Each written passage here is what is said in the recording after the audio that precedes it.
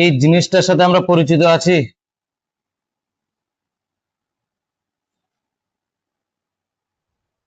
গঠনটা এই ধরনের গঠনটা এরকমটা না হলেও একটু বেশি চাপা হয়ে গেল, বাট এই ধরনেরই আর কি গঠন আর কি বলা চলে। সামনেটা একটু ছুচলো আর নিচের দিকে একটু চ্যাপটা আর কি চড়া, ডিমের গঠন আর কি যেটা বলে, ডিমের গঠন এটা। আচ্ছা, ধর এটা একটা ডিম, ঠিক আছে, এটা একটা ডিম যেটা আজকে খেয়ে আসলি, তাহলে একটা চিকেন এগ আর কি, যা হোক একটা এগ এটা। আচ্ছা, এই যে ডিমটা, এই ডিমের কয়েকটা মানে দেখে এর মরফোলজিটা তো আমরা বলতে পারবো, মানে একে বাইরে থেকে দেখতে কেমন বা কি কি রয়েছে আমরা সেটা বলতে পারবো। যেমনটা আমি বলি যে এর বাইরে একটা শক্ত খলক থাকে, এর বাইরে একটা খলক থাকে শক্ত, ঠিক আছে। আচ্ছা, এবার এই ডিমটার ভেতরের দিকে একটা হোয়াইট ম্যাটার থাকে না, এই ডিমটার ভেতর দিকে একটা হোয়াইট ম্যাটার থাকে বা সাদা পদার্থ থাকে, তাহলে একটা সাদা পদার্থ থাকে এর মধ্যে, একটা সাদা পদার্থ থাকে। আর ঠিক মাঝখানে একটা ইয়েলো জিনিস থাকে আর কি, মাঝে থাকে ইয়েলো, যেটাকে আমরা সাধারণত ডিমের কুসুম বলে চিনি। আচ্ছা, তাহলে আমরা সচরাচর যে ডিমটা খেয়ে থাকি তার মরফোলজিটা ঠিক এইরকম, যে তার বাইরে একটা খলক থাকবে, তার ভিতরে একটা সাদা পদার্থ থাকবে, তার মধ্যে একটা কুসুম থাকবে, কুসুমকে সাধারণত ইয়ক বলা হয় আর কি। আর সাদা পদার্থ যেটা, এই সাদা পদার্থটার মধ্যে থাকে প্রোটিন, আমরা জানি ডিমের অ্যালবুমিন প্রোটিন ডিমের সাদা অংশে থাকে। তো এই হচ্ছে একটা ডিম। এবার এই যে ডিমটা, এই ডিম থেকে মুরগি বা হাঁসের বা যার হোক বাচ্চা হয় কিনা, তাহলে এটা হচ্ছে ওদের ক্ষেত্রে ডিম্বাণু, তাই তো, যেটা আমরা খাই, কিন্তু এটা হচ্ছে ওদের ক্ষেত্রে ডিম্বাণু। তো এইরকম এটা হচ্ছে মুরগির, মানুষেরও ডিম্বাণু হয়, যেটা মেয়েরা সাধারণত ক্ষরণ করে, তাহলে মানুষের হয়, আরো বাকি যে সমস্ত প্রাণী রয়েছে তাদেরও হয়। তো এই ডিমের মধ্যে বিশেষত্বটা কি? বিশেষত্ব হচ্ছে প্রথমত এই যে ডিম বা ডিম্বাণু রয়েছে, এর যে এই জিনিসটা রয়েছে যেটাকে আমরা বলছি খলক, এই খলক প্রেজেন্ট আছে কি নেই ডিমের মধ্যে, তার উপর ডিপেন্ড করে সাধারণত ডিমের শ্রেণীবিভাগ করা হয়। আবার এই যে ইয়েলো অংশটা রয়েছে যেটাকে আমরা সাধারণত ডিমের কুসুম বলে থাকি, এটা ডিম্বাণুর মধ্যে আছে কি নেই তার উপর ডিপেন্ড করে আবার ডিম্বাণুর ভাগ করা হয়। তো প্রথমেই এই ডিম্বাণু বা ডিম্ব যেটাই বলি না কেন, এর খলক উপস্থিত থাকে কি থাকে না তার উপর ডিপেন্ড করে যেমন এটাকে ভাগ করা হয়। কেমন? যদি খলক থাকে তাহলে প্রেজেন্ট, যদি প্রেজেন্ট থাকে তাহলে সেই ধরনের ডিম্বাণুকে বা সেই ধরনের ডিম্বকে বলা হয় ক্লিডয়েড বা ক্লিডয়িক, ক্লিডয়িক এগ। বোঝা গেল কি বললাম? যদি ডিম্বাণুর বাইরে বা ডিম্বকের বাইরে খলক থাকে তাকে বলা হয় ক্লিডয়িক এগ, আর যদি না থাকে বা যদি দেখা গেল অ্যাবসেন্ট তাহলে তার ক্ষেত্রে বলা হয় নন ক্লিডয়িক, নন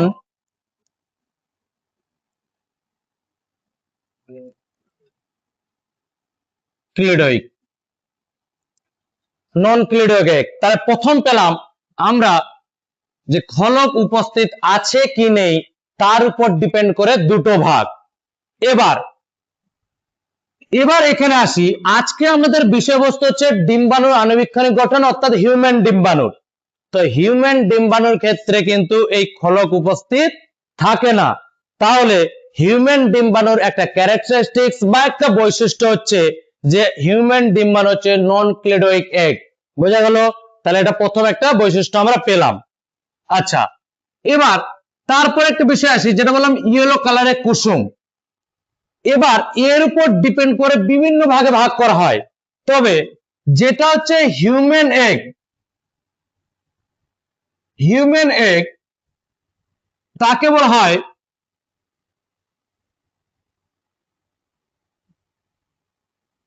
লেসিথাল এগ।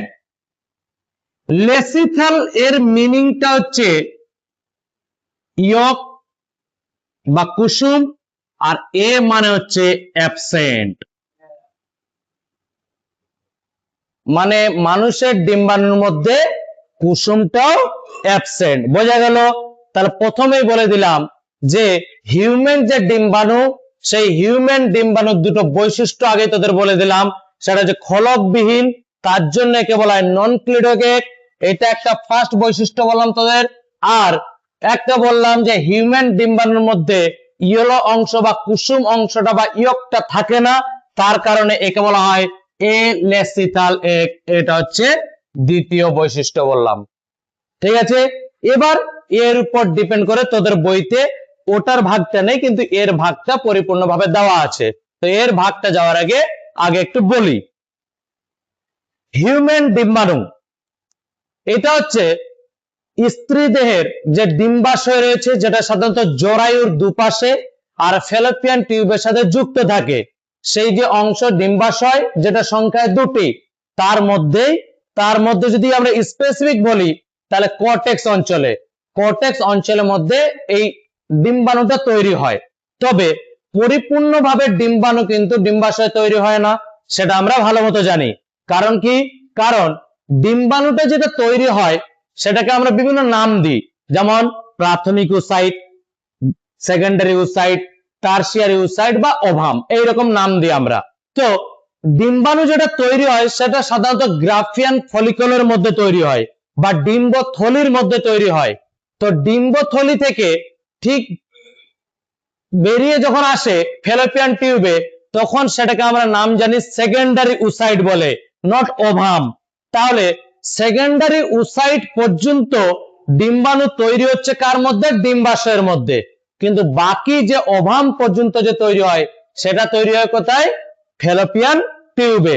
তাহলে ডিম্বাণু হচ্ছে একটা এগ বা ডিম্বাণু যেটাকে আমরা বলি, যেটা বললাম যে নিষেকের ক্ষেত্রে বিশেষ ভূমিকা পালন করে, কারণ সেই কি করে? শুক্রাণুর সাথে যুক্ত হয়ে জাইগোট তৈরি করে। আর সেই যে ডিম্বাণু সেটা ডিম্বাশয় তৈরি হয়, আর ডিম্বাশয় কিছুটা তৈরি হওয়ার পর বাকি অংশটা ফ্যালোপিয়ান টিউবে পরিণত লাভ করে।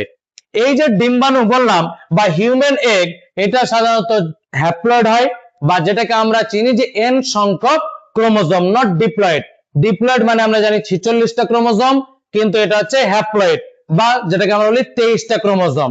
অর্থাৎ হিউম্যান এগের মধ্যে 22টা অটোজোম থাকবে আর দুটো থাকে সেক্স ক্রোমোজোম। তবে যে দুটো সেক্স ক্রোমোজোম দুটো হচ্ছে এক্স প্রকৃতির, তো যে কোনো একটা এক্স ক্রোমোজোম একটাই ডিম্বাণুর মধ্যে উপস্থাপন করবে।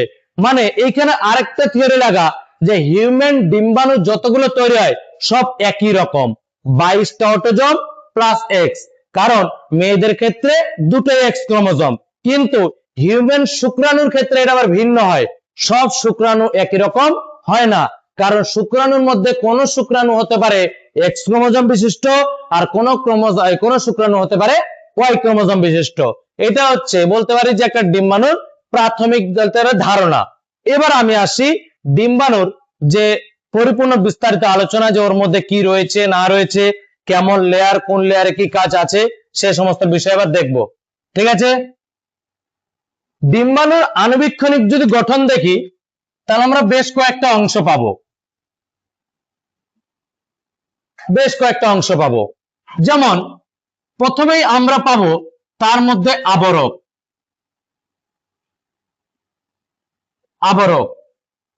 তারপরেই তার মধ্যে পাবো সাইটোপ্লাজম,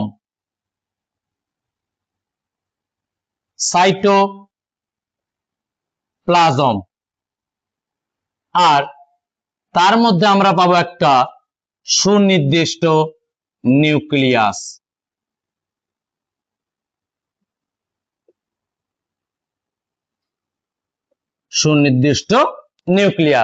এই তিনটা অংশ আমরা একটা ডিম্বাণুর মধ্যে পেয়ে থাকি।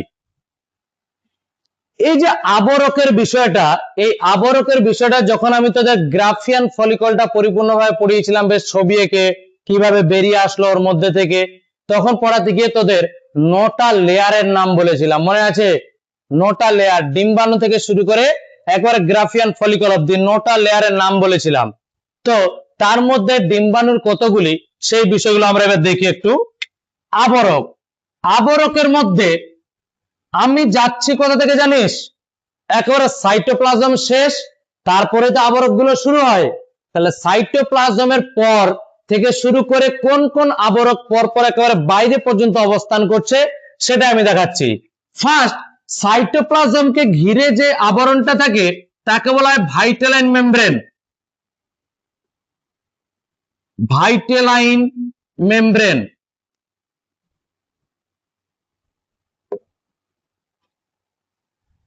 তারপরে ভাইটেলাইন মেমব্রেনটার পরে আরেকটা লেয়ার রয়েছে যাকে বলা হয় জোনা পেলুসিডা। জোনা পেলুসিডা। এই লেয়ারটা শেষ করার পরে তারপর আরেকটা লেয়ার রয়েছে, যে লেয়ারটার নাম দিয়ে বলতে গেলে একটা বিশিষ্ট মহামারী গেছে আমাদের উপর দিয়ে, সেটা হচ্ছে করোনা রেডিয়েটা। করোনা রেডিয়েটা।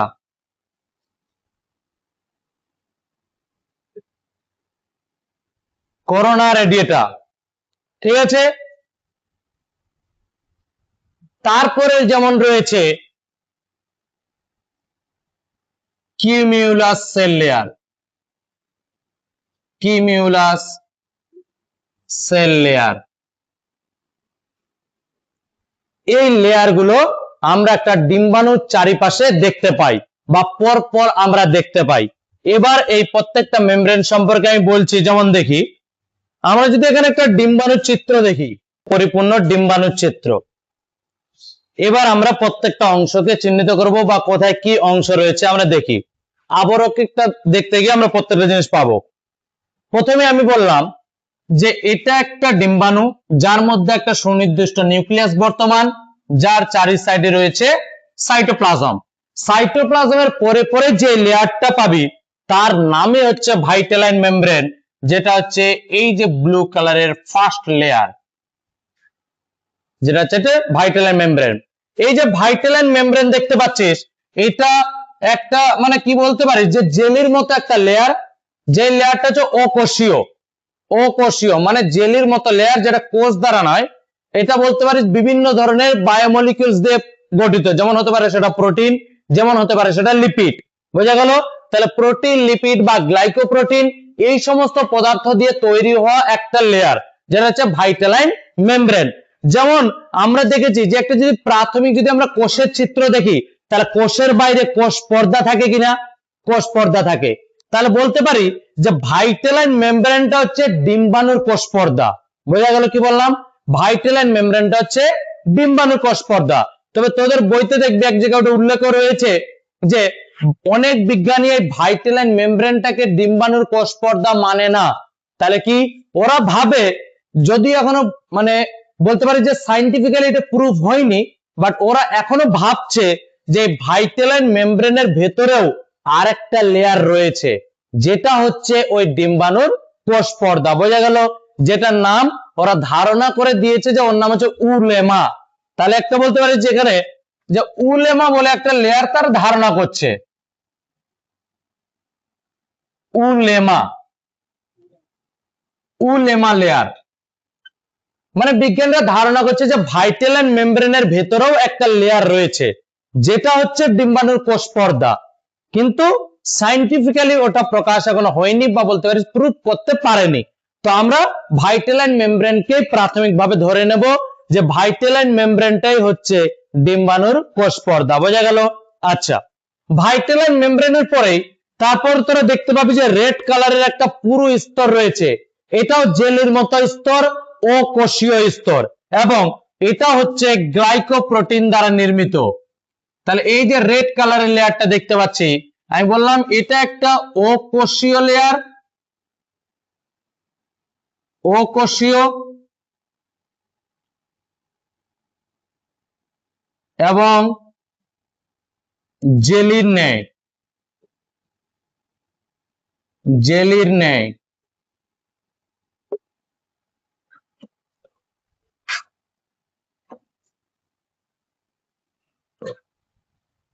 যেটা সাধারণত বলছে যে গ্লাইকোপ্রোটিন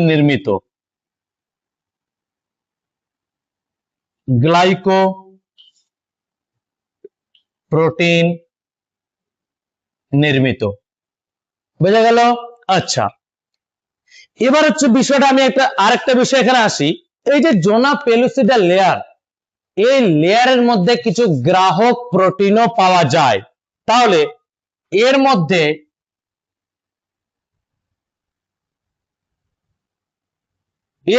আমরা কিছু গ্রাহক প্রোটিন বা রিসেপ্টর প্রোটিনও পেয়ে থাকি। গ্রাহক প্রোটিন কেমন? যেমন JP1, JP2, JP3, জোনা পেলুসিডা 1, জোনা পেলুসিডা 2, জোনা পেলুসিডা 3, JP1, JP2, JP3। এই প্রোটিনগুলোর কাজ কি? এই প্রোটিনগুলোর কাজ হচ্ছে যখন একটা শুক্রাণু ডিম্বাণুর লেয়ারে এসে আঘাত করবে তখন তাকে চিহ্নিতকরণ কে করবে?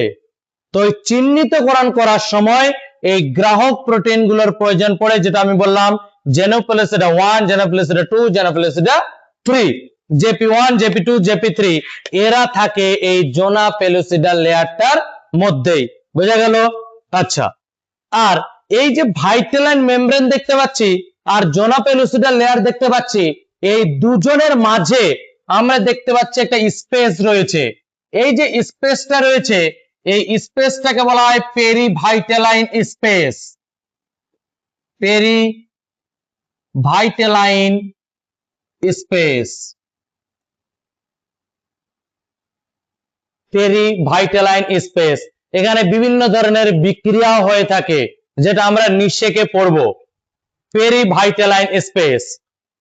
আচ্ছা, এবার বল, একটা স্পারমাটোগোনিয়া সেল থেকে কতগুলো শুক্রাণু পাই? একটা স্পারমাটোগোনিয়া সেল থেকে আমরা কতগুলো শুক্রাণু পাই? 4টা। এবার বল, একটা উগোনিয়া থেকে আমরা কতগুলো ডিম্বাণু পাই? কটা? একটাই পাই। একটা উগোনিয়া থেকে একটাই ডিম্বাণু পাই। বাকি যেগুলো তৈরি হয় সেগুলো তো পোলার বডি তৈরি হয়। তো আমরা জানি এটাও যে যখন এই ডিম্বাণু বেরিয়ে আসে ডিম্বথলি থেকে বা গ্রাফিয়ান ফলিকল থেকে, বেরিয়ে আসার পর সেকেন্ডারি উসাইট থেকে মিওসিস হওয়ার ফলে একটা পোলার বডি আর একটা অভাম তৈরি হয়। ওই যে পোলার বডিটা, ওটাও কিন্তু প্রাথমিকভাবে এই পেরিভাইটালাইন স্পেসেই অবস্থান করে। বোঝা গেল? আবার কোন দিকে অবস্থান করে? যেদিকে নিউক্লিয়াস অবস্থান করে। তাহলে নিউক্লিয়াস যেদিকে অবস্থান করে সেই দিকে অবস্থান করে পোলার বডি, যেটা উজেনেসিস প্রক্রিয়ায় উৎপন্ন হয়। এবার হচ্ছে করোনা রেডিয়েটা। জোনা পেলুসিডার পরে অবস্থান করে করোনা রেডিয়েটা, আর তারপরে রয়েছে যেমন আমি বললাম কিউমুলাস সেল লেয়ার। করোনা রেডিয়েটা যেটা, এটা হচ্ছে বহুকোষীয় লেয়ার একেবারে বলতে পারি আমরা। তো এটা হচ্ছে বহুকোষীয় লেয়ার।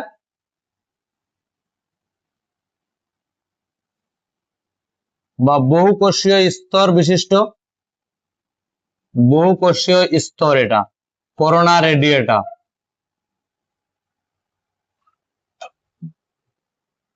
যেটা আমি ব্ল্যাক কালার দিয়ে দেখিয়েছি, দুটো স্তর দেখিয়েছি। করোনা রেডিয়েটা বহুকোষীয় স্তর। তারপরে সব থেকে বাইরে রয়েছে রেড কালারের, সেটা হচ্ছে cumulus cell layer. Cumulus cell layer যেটা, তার সাথে দেখ একজন ব্লু কালারের নিচে যুক্ত হয়ে আছে, শুধু এইটুকু অংশ। তোরা যদি একবার গ্রাফিয়ান ফলিকলটাকে দেখিস, লাস্ট যেটা স্টেজ দেখিয়েছিলাম বা টারশিয়ারি ফলিকল যেটা, ওখানে দেখতিস একটা ছিল না, এইটার সাথেই গ্রাফিয়ান ফলিকলটা এইভাবে তাকে আবদ্ধ করেছিল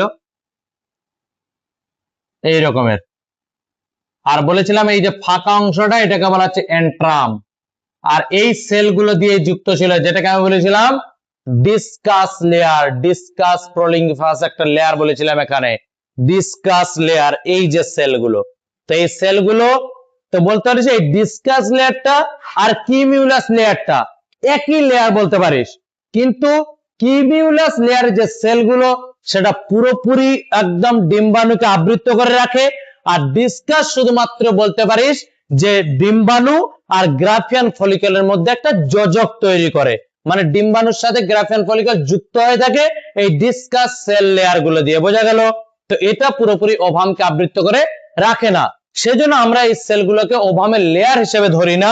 আমরা ওভামের লেয়ার হিসেবে যদি ধরি তাহলে ফার্স্ট আমরা ধরি ভাইটেলাইন মেমব্রেনকে, সেকেন্ড আমরা ধরি জোনা পেলুসিডা লেয়ারকে, থার্ড আমরা ধরি করোনা রেডিয়েটাকে, আর ফোর্থ হিসাবে ধরি আমরা কিমিউলাস সেল লেয়ারকে।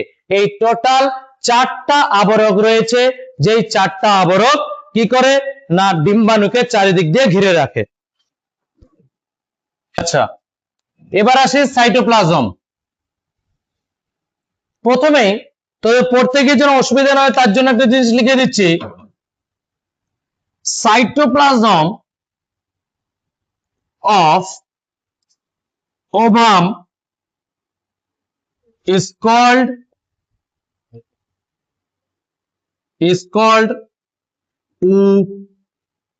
ooplasm.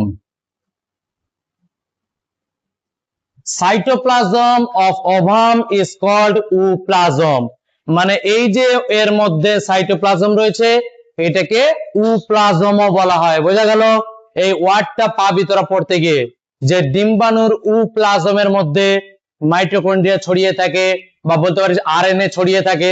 তো ওপ্লাজম জিনিসটা কি? যেটাই সাইটোপ্লাজম সেটাই ওপ্লাজম। এবার এই যে সাইটোপ্লাজমটা দেখতে পাচ্ছিস, এই সাইটোপ্লাজমে দেখ একদিকে রয়েছে নিউক্লিয়াস আর একদিকটা বলতে পারিস পুরো ফাঁকা রয়েছে, তাই না? আচ্ছা, যেদিকে নিউক্লিয়াস রয়েছে সেই দিকটা মানে উপরের দিকটা, ডিম্বাণুর এই উপরের দিকটা যেদিকে নিউক্লিয়াস রয়েছে সেটাকে বলা হয় অ্যানিমেল পার্ট। অ্যানিমেল পার্ট কি বললাম? সাইটোপ্লাজমের যেদিকে নিউক্লিয়াস রয়েছে সেই দিকটাকে বলা হয় অ্যানিমেল পার্ট, আর যেদিকে শুধুমাত্র বলতে পারিস ওপ্লাজমটাই রয়েছে সেখানে কোনো রকম কিছু নেই সেটাকে বলা হয় ভেজিটেটিভ পার্ট। Vegetative part. হয়ে গেল কি বললাম? প্রথম অংশ। যখন এই যে নিউক্লিয়াসটার সাথে বা বলতে পারিস এই নিউক্লিয়াসের সাথে যখন শুক্রাণু যুক্ত হয় তখন তো এখানে জাইগোট তৈরি হয়। এবার এই জাইগোটটাকে পুষ্টি দেবে কে? তো যে পুষ্টি দেয় সে হচ্ছে ভেজিটেটিভ পার্ট। ওটাই হচ্ছে বিষয়, যে নিচের অংশে বিভিন্ন প্রোটিন লিপিড গুলো অবস্থান করে আর তারাই কি করে জাইগোটকে সাধারণত পুষ্টি প্রদান করে থাকে। সেই জন্য এই ডিম্বাণুর নিচের অংশটাকে বলা হয় ভেজিটেটিভ পার্ট আর উপরের অংশটাকে বলা হয় অ্যানিমেল পার্ট। বোঝা গেল? প্রথম কথা হচ্ছে এটা। দ্বিতীয় কথা, যেমন আমরা একটা কোষের মধ্যে দেখি যে তার সাইটোপ্লাজম থাকে, তার মধ্যে নিউক্লিয়াস থাকে আর তার চারি সাইডে বিভিন্ন কোষীয় অঙ্গাণুগুলো অবস্থান করে, সেম এই ডিম্বাণুর ক্ষেত্রেও ডিম্বাণুর সাইটোপ্লাজমেও ঠিক একই ভাবে মাইটোকন্ড্রিয়া থাকে, গোলগি বডি থাকে, এন্ডোপ্লাজমিক রেটিকুলাম থাকে, যে সমস্ত কোষীয় অঙ্গাণুগুলো থাকে তারা এই হিসাবে ছড়িয়ে ছিটিয়ে থাকে। তবে এই ডিম্বাণুর সাথে শুক্রাণুর একটা বিশেষ ডিফারেন্স আমরা কি পাই? শুক্রাণুর যখন গঠনটা পড়েছিলাম তখন পড়েছিলাম একটা হেড, তাই তো, তারপরে ছিল গলা, তারপরে ছিল কি দেহ বা বডি, আর তারপরে লেজ। ওই বডিটার মধ্যে এই রকম করে সর্পিল আকারে কে ছিল? মাইটোকন্ড্রিয়া। তাহলে শুক্রাণুর মধ্যে সর্পিল আকারে কি করে বডির মধ্যে মাইটোকন্ড্রিয়া অবস্থান করে, কিন্তু ডিম্বাণুর মধ্যে মাইটোকন্ড্রিয়া ছড়িয়ে ছিটিয়ে অবস্থান করে যেমন স্বাভাবিক কোষে থাকে। বোঝা গেল? এটা হচ্ছে একটা ডিফারেন্স বলতে পারিস। আচ্ছা, এবার এই হলো তার সাইটোপ্লাজম অংশ, যেটা বললাম দুটো পার্টে বিভক্ত থাকে, অ্যানিমাল পার্ট এবং ভেজিটেটিভ পার্ট, এবং তার মধ্যে বিভিন্ন কোষীয় অঙ্গাণুগুলো ছড়িয়ে ছিটিয়ে অবস্থান করে। এই হচ্ছে সাইটোপ্লাজম। ঠিক আছে, এবার আসি আমরা একটু নিউক্লিয়াসটার দিকে।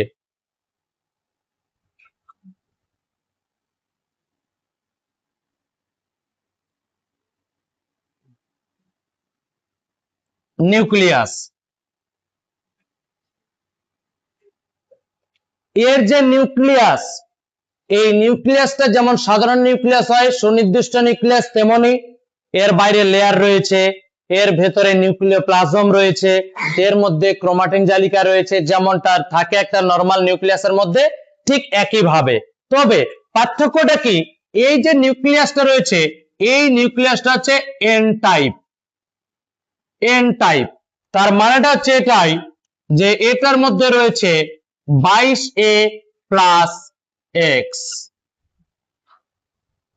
এই ফরমেশনে ক্রোমোজোম অবস্থান করছে। অর্থাৎ একটা সাধারণ যদি দেহকোষ আমরা লক্ষ্য করি, সেই সাধারণ দেহকোষটা হচ্ছে ডিপ্লয়েড হতে পারে বা ডিপ্লয়েড, কিন্তু যখন আমরা ডিম্বাণুকে লক্ষ্য করি তখন সে হয়ে যায় হ্যাপ্লয়েড নিউক্লিয়াস, কারণ তার মধ্যে ক্রোমোজোম থাকে 22টা, অটোজোম থাকে আর একটা থাকে এক্স ক্রোমোজোম, টোটাল 23টা, অর্থাৎ ক্রোমোজোম সংখ্যা অর্ধেক, যেটাকে আমরা বলি এন টাইপ। এই যে নিউক্লিয়াসটা রয়েছে, এই নিউক্লিয়াসটাকে আরেকটা নামে ডাকা হয়, সেটা হচ্ছে germinal vesicle. Germinal vesicle, germinal vesicle বলা হয়ে থাকে।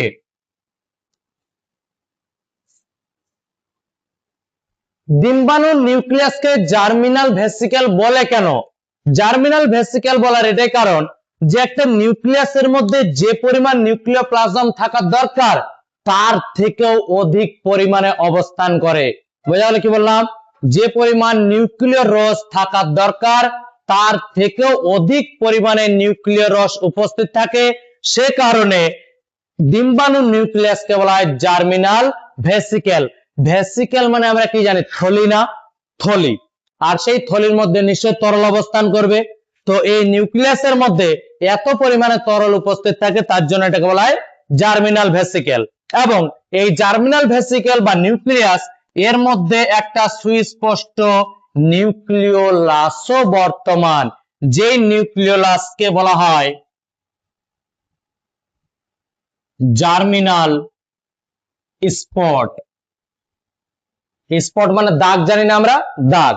তো জার্মিনাল স্পট বলা হয় নিউক্লিওলাসকে।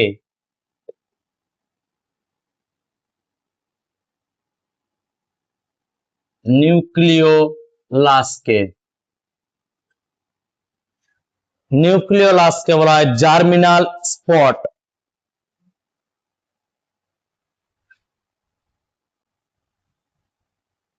হলো, এই বলতে পারিস একটা ডিম্বাণুর আণুবীক্ষণিক গঠন, এইটুকুই। তার বিশেষ কিছু নিউক্লিয়াসের সম্পর্কে আলোচনা, তার সাইটোপ্লাজমটা একটু বিস্তৃত আলোচনা, তারপর তার আবরক সম্পর্কে একটু বিস্তৃত আলোচনা, এর মাধ্যমে আমরা একটা পরিপূর্ণ ডিম্বাণুকে দেখি। একটা ছোট্ট পার্ট শুধু আমাদের একটু থেকে গেছে বলতে পারি, যেটা আমি বললাম যে প্রথমে পেন্ডিং করে রাখলাম, যে কুসুমের ভিত্তিতে ভাগ। আমি বললাম যেমন যে এই যে ডিম্বাণু, এই হিউম্যান ডিম্বাণুর মধ্যে কুসুম থাকে না, এ লেসিথেল বললাম আমি, এ মানে অ্যাবসেন্ট আর লেসিথেল মানে ইয়ক বা কুসুম বলা হয় ওকে। তো লেসিথেল, এ লেসিথেল। তো এইরকম কুসুমের ভিত্তিতে বা বলতে পারিস যে কুসুমের অবস্থানের ভিত্তিতে আমরা বিভিন্ন ভাগগুলো পাই, আমি একটু পরে করাচ্ছি তোদেরকে।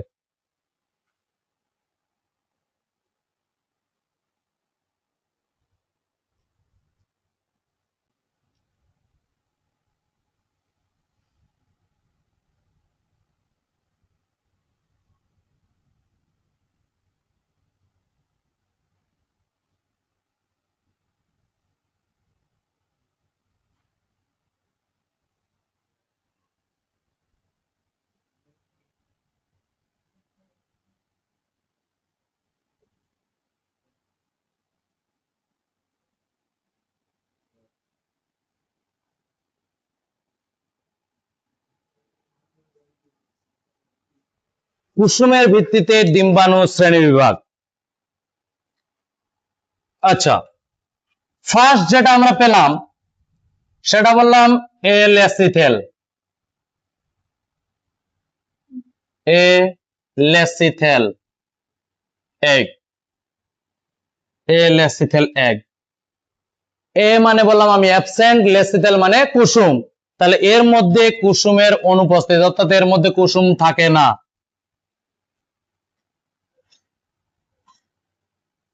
কুসুম থাকে না। যেমন এক্সাম্পল হচ্ছে human ovum, human ovum.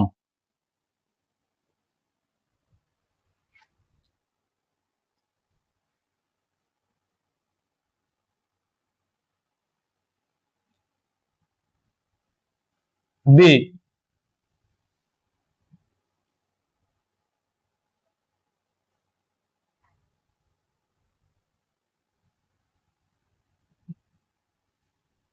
মেসোলেসিথেল, mesolecithal egg.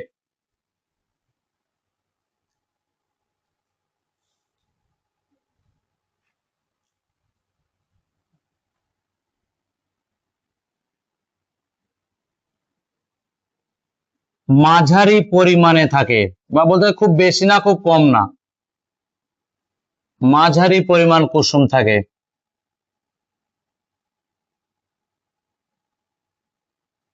মাঝারি পরিমাণে কুসুম থাকে। এটার এক্সাম্পল যদি বলিস,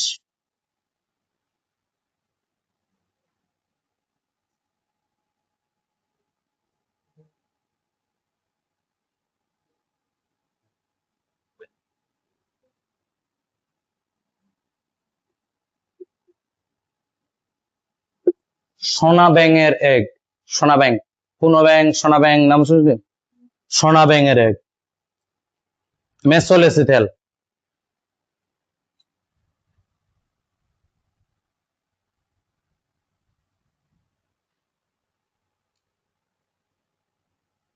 তারপর যেমন রয়েছে ম্যাক্রোলেসিথেল, ম্যাক্রোলেসিথেল। সম্ভবত ছায়া ওয়ার্ডটা পাবি পলিলেসিথেল। পলিলেসিথেল আর ম্যাক্রোলেসিথেল একই, ম্যাক্রোলেসিথেল এক।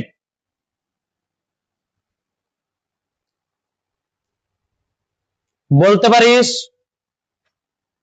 কুসুমের পরিমাণ যখন অধিক, কুসুমের পরিমাণ অধিক, কি বললি সুলেমান? কি বললি? মুরগি? তো ঠিকই তো বলেছিস।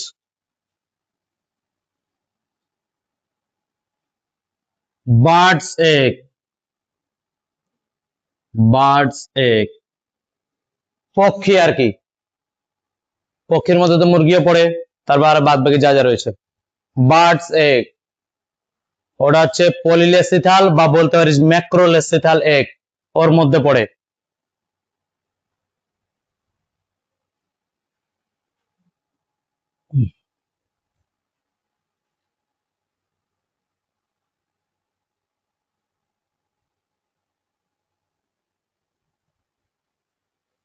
আচ্ছা,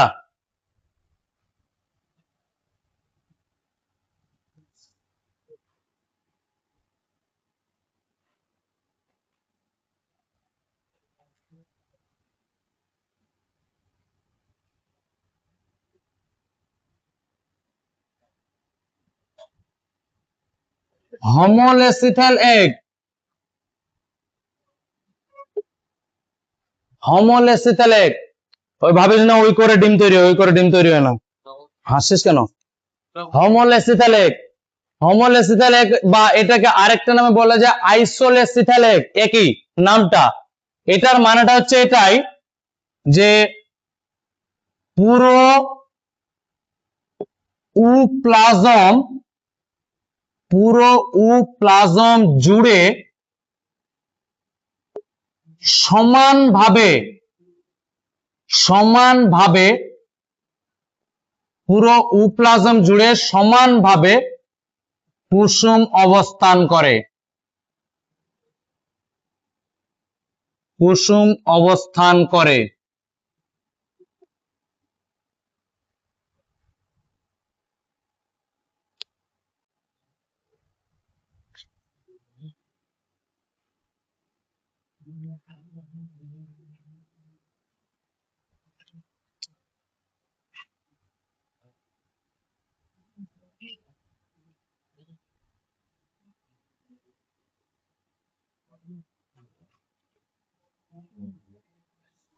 টেলোলেসিথাল এক, টেলোলেসিথাল এক কোনটা আমি বলি।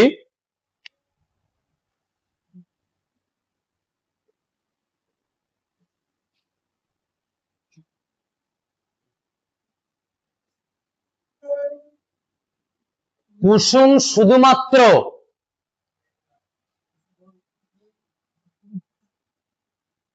ভেজিটেটিভ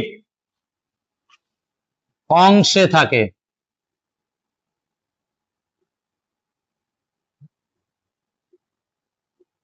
একটু আগে বললাম না ভেজিটেটিভ অংশ কোনটা আর অ্যানিমেল অংশ কোনটা। তার কুসুম শুধুমাত্র যদি ভেজিটেটিভ অংশে থাকে তখন সেটাকে বলা হয় টেলোলেসিথাল এক।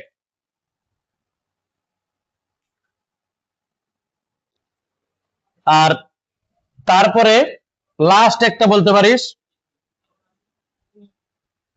সেটা আরেকটা হচ্ছে সেন্ট্রোলেসিথাল। সেন্ট্রোলেসিথাল, সেন্ট্রোলেসিথাল এক। সেন্ট্রোলেসিথাল এক মানে হচ্ছে এটাই, এর ক্ষেত্রে কুসুম কোথায় থাকতে ভেজিটেটিভ পার্টে, এর ক্ষেত্রে কুসুম থাকবে অ্যানিমেল পার্টে বলা চলে।